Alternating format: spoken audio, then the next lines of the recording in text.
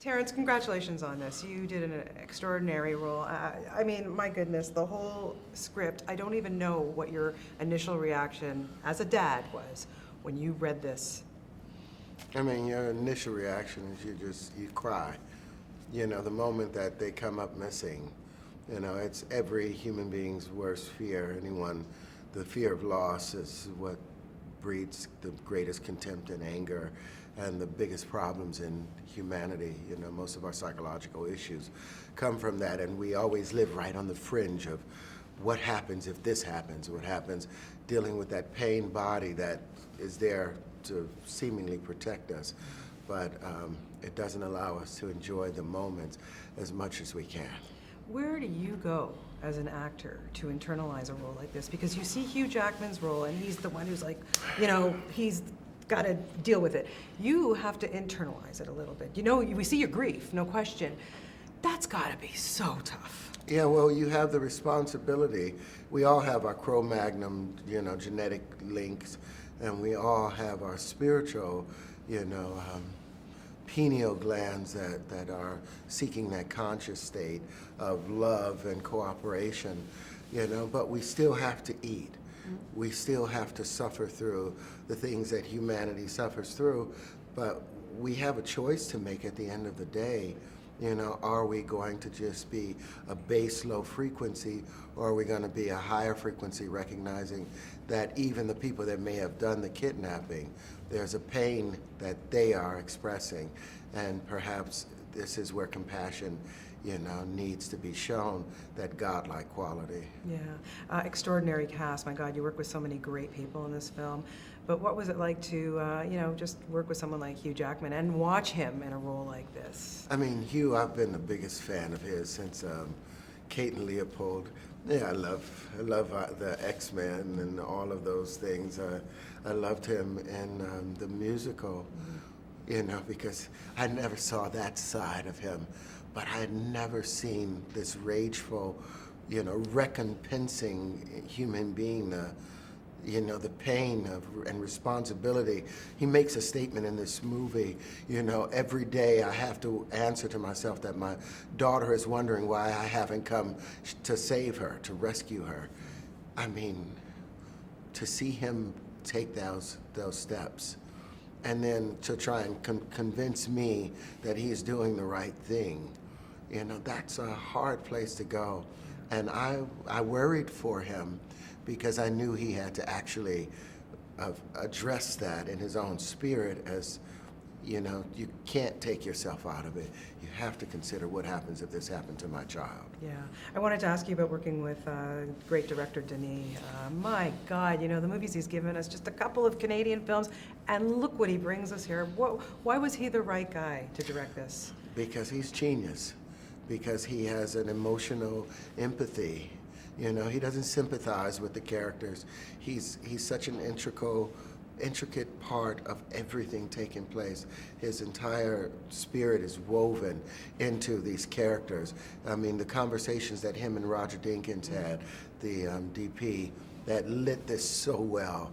I mean, they would spend hours working on every single moment, and Denis cared about us. He cared about what we were ultimately trying to accomplish, and he listened to our sensibilities and our sensitiveness to certain scenarios and scenes. And at the end of the day, he made us feel safe to go anywhere. And I don't think that Hugh planned any moments. I mean, there's one scene where Hugh is, we're beating Paul Dano. And I mean, they should have said cut a minute ago or 2 minutes ago, and I'm standing there on my haunches, and Hugh is leant over holding him with one hand and punching with the other hand, and I'm ready to give up, and he's like, no. And I mean, I literally collapsed, because my legs aren't as strong as this man's legs are, and he will not stop. He will not stop, and we went shooting for another 2 minutes, and I mean, we were exhausted at the end of it. Yeah, I can imagine. That was one scene I talked about with Denis. I said, especially knowing that Hugh is such a good person, such a nice man, for him to have done that scene. I wanted to know what happened after Denis said cut. I mean, when they said cut, everyone kind of went to their separate corners, but then we would all end up hugging at the end of it, you know.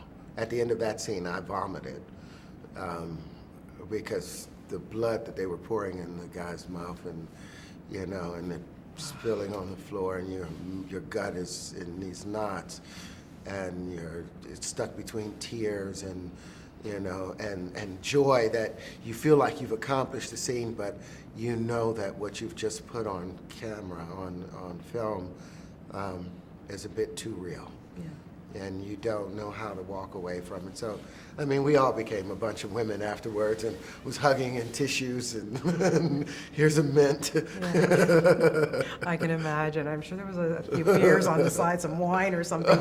Like, oh my God, Terrence, really extraordinary. Like I say, just such a great film. And how did you guys keep the kids? I know they weren't in all the, you know, those horrible scenes, but just to keep the levity for them and to keep them, you know? They did a great job by arranging it, ordering it. The AD, the first AD, my God, he, everybody was named D.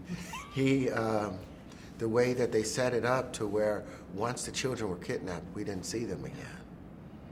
So we missed them. We spent 2 weeks shooting with them and playing with them, and a lot of those scenes in the house were improv, and we'd just come out and scare and play, and you had a closeness to them. And my daughter, Joy, in the movie, she wrote a card to me, and she wrote Daddy on the card, and I never opened it, and it was on my trailer, and I carried it with me every day. And you just wait, because I want to read the card to my baby. They actually felt like it was our children. And wow. Yeah, you're going to make sorry. me tear. No, it's okay. Very quickly. Terrence, you've had such an extraordinary career. You're so fantastic. I wanted to know from you, what was the role that changed your life forever? Crash, more than anything. And this film I did where I played Nelson Mandela, because you realize there's so many things, choices that we make in our lives, that we can do anything to satisfy our immediate needs, but to make a moral choice at any given point. In those 27 years while he was in prison, he could have gotten out just by denouncing the ANC, but he held on for the sake of, you know, his greater children of Africa. And playing this character, you know, there's certain roles that you can't act. There's certain roles that you're kind of just thrust in, and it gets you. It just gets you. You know what? Keep them coming. You're so good, and Yeah. you were extraordinary in The Butler, too, really. I could talk to you forever. Thank you for everything. You're such a great guy. Thank you.